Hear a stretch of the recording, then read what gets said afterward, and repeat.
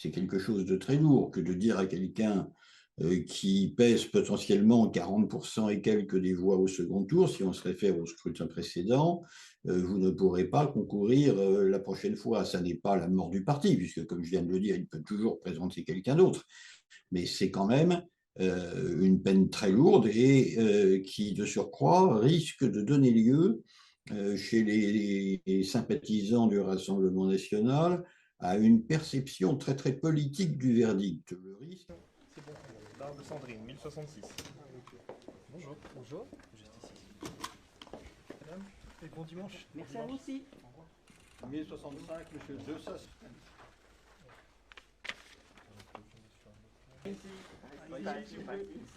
S'il vous plaît. Madame Le Pen, Madame Le Pen, Madame Le Pen. Marine, par ici. À voter. Mais je pense que les juges sont suffisamment aguerris pour savoir quel est exactement l'enjeu et quel est le risque aussi que leur sentence soit interprétée, notamment par le RL lui-même, comme une forme d'empêchement politique, comme étant un jugement politique. Vous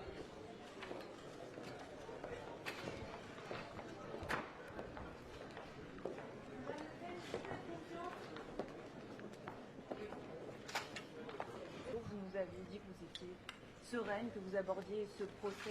J'ai dit que c'était un procès qui était fait par des politiques à des politiques, voire à la politique.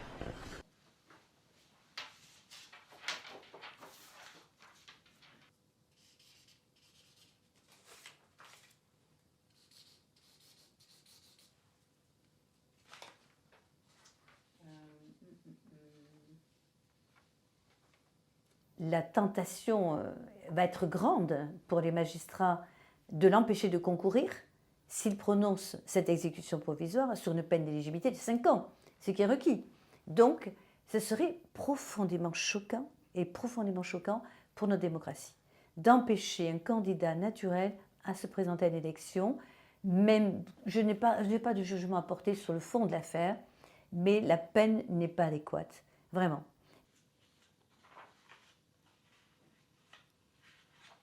D'abord, vous avez la honte quand même. Vous êtes privé de tout revenu, parce qu'effectivement, moi je ne m'occupe pas trop de mes affaires, donc du coup j'étais vraiment sans rien. Et j'ai donc mis en place mes dossiers de retraite pour pouvoir au moins avoir un... Et puis j'ai vécu sur mes économies, et grâce au soutien de mon compagnon.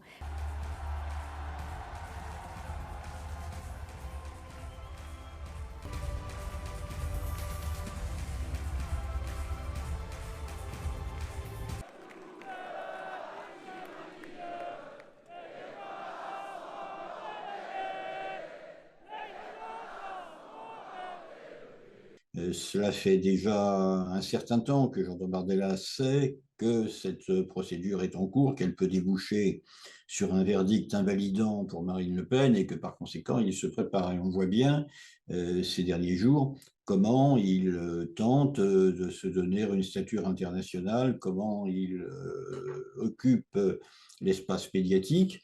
Un peu à gauche encore, c'est possible. Non, non, non.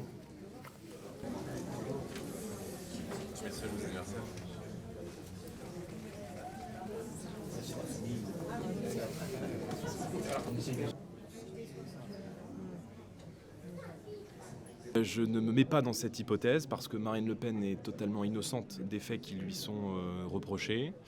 Nous avons, par des arguments, démontré notre bonne foi et je pense que toute autre considération relèverait d'accusations politiques.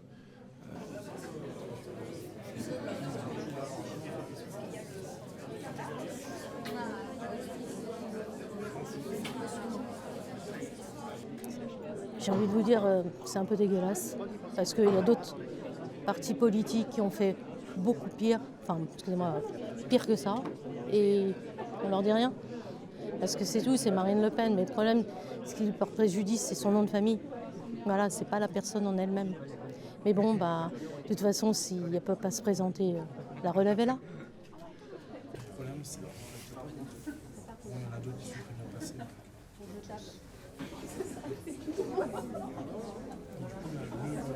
Ouais, je pense que M. Bardella pourrait faire l'affaire. Chaque personne a une vision différente. Alors, moi, j'ai une vision qui dit que je pense que ça pourrait être un bon chef d'État pour la France. Comme Madame Le Pen, ça pourrait être une bonne chef d'État pour la France.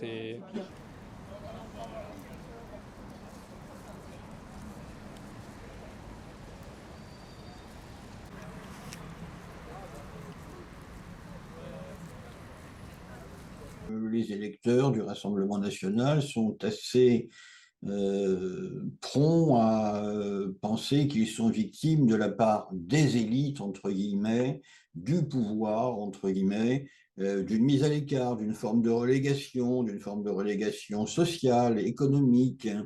Ils ont tendance à penser qu'ils sont considérés comme des citoyens ostracisés, mis au banc de la société. Et effectivement, un verdict d'inéligibilité avec exécution immédiate est de nature à renforcer ce sentiment de mise au banc.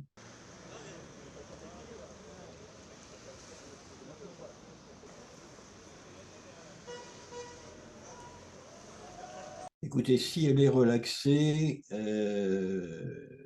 l'essentiel est sauf, elle pourra se présenter. Elle passera également pour quelqu'un qui a réussi à surmonter une épreuve et qui donc a réussi à convaincre les juges par son argumentaire qu'il fallait prononcer un verdict de relax, donc un verdict de clémence. Donc, j'allais dire, si elle est relaxée, finalement, tout marche bien pour elle.